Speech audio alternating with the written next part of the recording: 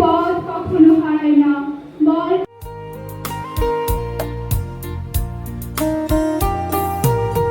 আমি দেখে নেব ভোরপুরের মনিকা ঘোষকে। তবু যারা বিশ্বাস করে না তুমি আছো, তাদের মার্জনা করো।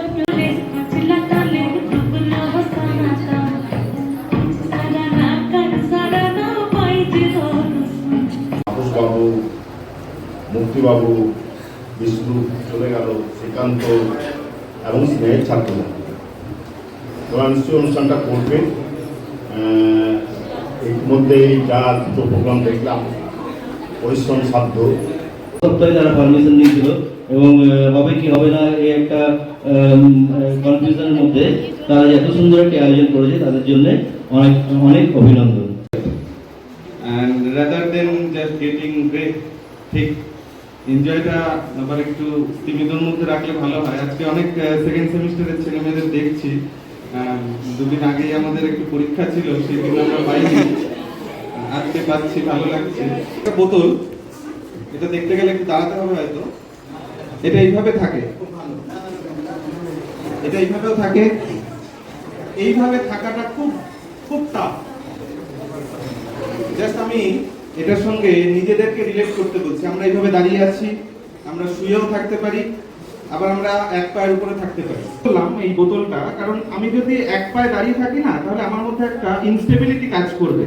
আর এই হচ্ছে স্টুডেন্ট লাইফটা হচ্ছে ইনস্টেবিলিটি, যে যতটা নিতে পারবে সেই কিন্তু এগিয়ে যাবে। আমি শুয়েও থাকতে পারি, আমি বসেও থাকতে পারি।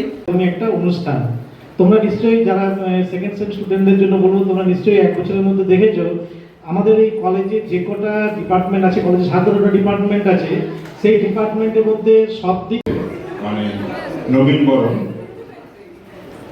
যারা এখন সেকেন্ড সেমিস্টারে আছো, তোমাদেরকে তোমাদের দাদা দিদিরা পরম স্নেহে বরণ করে নিচ্ছে। মলিন মর্ম মুছাই তুমি নির্মল করো মঙ্গল করে, মলিন মর্ম মুছাই।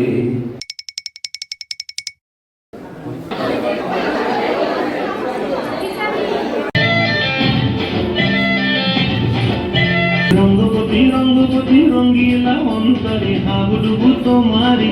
পথিক, তুমি কি পথ হারাইয়াছ? সেদিন দিশে হারা পথিকের মুখে ঐশ্বর্য পাই, সুন্দর